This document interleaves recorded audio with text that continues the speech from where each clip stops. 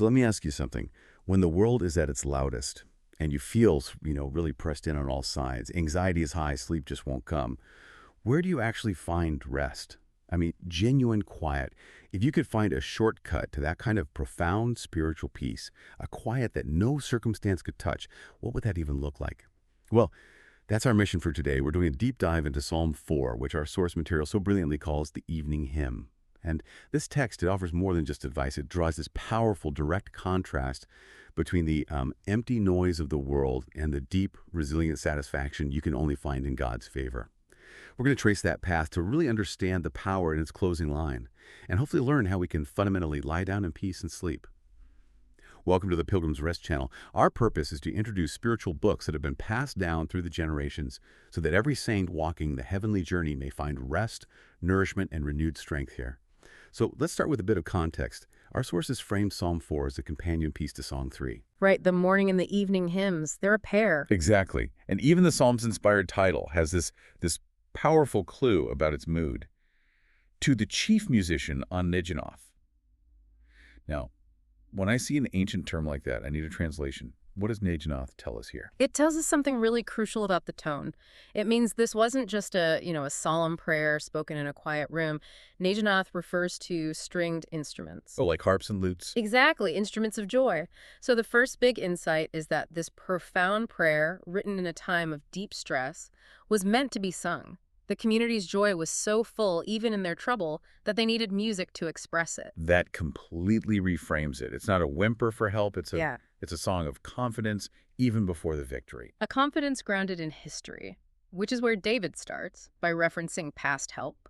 Our sources call it pleading his Ebenezers. His stones of help. Yes. Pleading past mercies as a foundation for present favor is just. It's David's go-to move. He looks back at his history with God, and he draws comfort not from his own abilities, but from God's proven faithfulness. The whole idea is that God does nothing by halves. If he helped you in 6 troubles, he's not going to abandon you in the 7th. It's not just wishful thinking, it's relying on God's character. Okay, let's drill down on the specific appeal he makes in verse 1. O God of my righteousness. That phrase feels so loaded, especially if he's facing slander or some kind of public trial. It is. Yeah. He's making an explicit appeal to the superior court of heaven against all the human judgments, the calumnies being leveled against him. So when he calls God the God of my righteousness, he's proclaiming that God is the author, the witness, the judge of it all. All of it. The author, witness, maintainer, judge, and ultimately the rewarder of his righteousness. He's asking for vindication from the only court that actually matters. So it's not about David feeling self-important. It's about him appealing to God's ultimate justice. He's saying, look, God, everyone else is wrecking my reputation, but you're the only one who knows the truth and will clear my name. That's the practical heart of it, yes. He's putting his trust in divine knowledge, which is unchangeable, not public opinion, which is, fickle. And then he gets very specific about a type of past deliverance. I love this phrase, thou hast enlarged me when I was in distress. That's such a vivid image. It's so powerful, and it works on 2 levels. You can see it physically, like a military image, an army trapped in a narrow canyon, a defile, and God just clears a path, setting them in a wide, safe space. Right. But then there's the internal, which is maybe even more relevant for our own anxiety. It's the heart being imprisoned by grief, just suffocated, and God comes in and dramatically enlarges it with joy and comfort. He shatters those internal chains. And yet, right after remembering these huge, dramatic deliverances, what does he say? Have mercy upon me.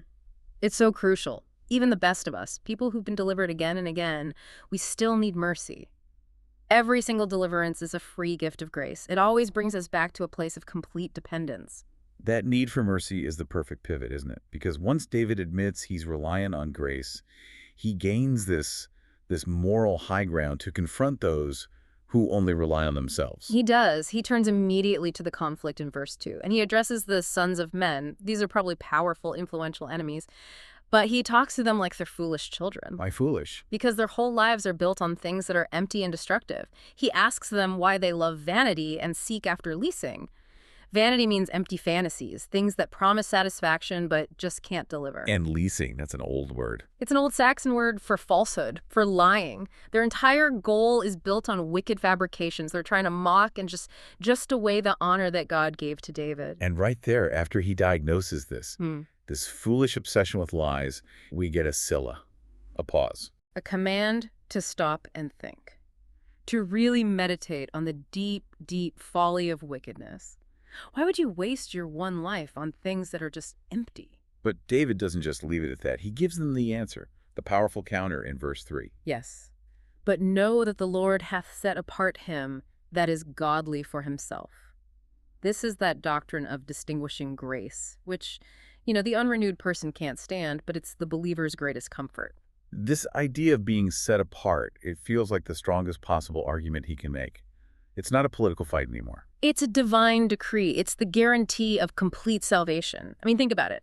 If you've been set apart as God's own peculiar treasure, then of course your cry is going to be heard. So for us today, if you feel rejected or attacked for your faith, remember, you've already been claimed by something infinitely greater. That chosen identity tells our enemies that when they fight against us, they're actually fighting against God. the psalm then pivots again. It becomes this direct call for really critical thinking in verse 4. Tremble and sin not. Commune with your own heart upon your bed and be still. The failure to just think is why people despise Christ. David is telling them, just let your passions quiet down for a second. Go to your bed, that quiet chamber of the night, and consult what he calls your better judgment. So it's a call to curb those headstrong, ungodly passions through self-communion. Exactly. Stop the emotional rush, be still, and let reason speak before you go down a destructive path. And if they actually do that, if they stop and reflect, the next question is obvious. Okay, what should we do? And verse 5 gives the answer. It does. Offer the sacrifices of righteousness and put your trust in the Lord. That's the gospel path. For the Jew, a righteous sacrifice always pointed toward the Redeemer. And for us today, it points us straight to the sacrifice of Calvary. The instruction is to flee there, to throw your entire weight, your entire confidence onto the Lord. Stop trying to earn your safety and just accept the work that's already done. All right, let's pivot to the reward for taking this path. The third section of the psalm just masterfully contrasts the desires of the worldling with the believer. Verse 6, worldlings are never satisfied, are they? They're always looking around, crying out, who will show us any good? They're seeking external things, riches, honors. Fleeting pleasures, that's their unceasing cry. Their mouths are just open in every direction, and when those sources fail, they fall into despair.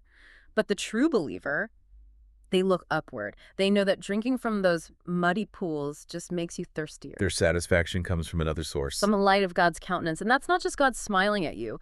It's this deep internal assurance that you are fully seen, fully accepted, and favored by him. That is their riches, their honor, their health. It's joy unspeakable. And David gives his own testimony to this in verse 7. Thou hast put gladness in my heart, more than in the time that their corn and their wine increased. He's saying divine joy is better than a bumper harvest. It's a beautiful contrast, isn't it? Worldly joys, they delight but not satisfy. They're outward, they're temporary, they sooner cloy than cheer. But divine joys are filling comforts. They're heart joys. Heart joys, I like that. They truly recruit the soul. I mean, Christ in the heart is infinitely better than all the corn in the barn. And this all builds to the incredible crescendo, the final verse that gives this psalm its title, the evening hymn, verse 8, David's resolve. I will both lay me down in peace and sleep. For thou, Lord, only makest me dwell in safety. And that tiny word only, that is the absolute key to the whole thing. God alone is the keeper. This protection is better than any security system you can buy. Better than bolts and bars. Way better. Faith and a quiet conscience, those are the real keys to sound slumber. The Christian is safe even when they're physically alone because, you're alone with God. So true rest isn't the result of having zero problems left to solve? No, not at all. It's the result of transferring the full responsibility for those problems onto the keeper. You don't have to stay up all night worrying. You can just resign. You can. It's about trusting God not just when we're active and out on the battlefield, but in the absolute stillness of the still chamber. The source material points out that when we lie down each night, we're committing ourselves to the bed as if it were a grave. Wow. And we know we're safe in his keeping. That confidence covers us through the night, and it will cover us when we finally resign ourselves to the grave as a bed, just awaiting that resurrection morning, that transfer of responsibility. That's the shortcut to peace. It makes me think of the story of the aging minister. He was very ill, and people urged him to sleep, but he said he couldn't. He confessed care was sitting on his pillow. This evening, hymn invites us to kick care off the pillow, to leave every single anxiety, big or small, with God, To trust Him in the little things so that we can truly securely rest in the Beloved, we have to strive to be able to say, I will lie down and sleep, and I'll leave tomorrow with God. Thank you for listening to the Pilgrim's Rest channel. You're welcome to like, comment, and share it with fellow pilgrims around you so that we can support and encourage one another on this journey of faith. Hope to see you next time.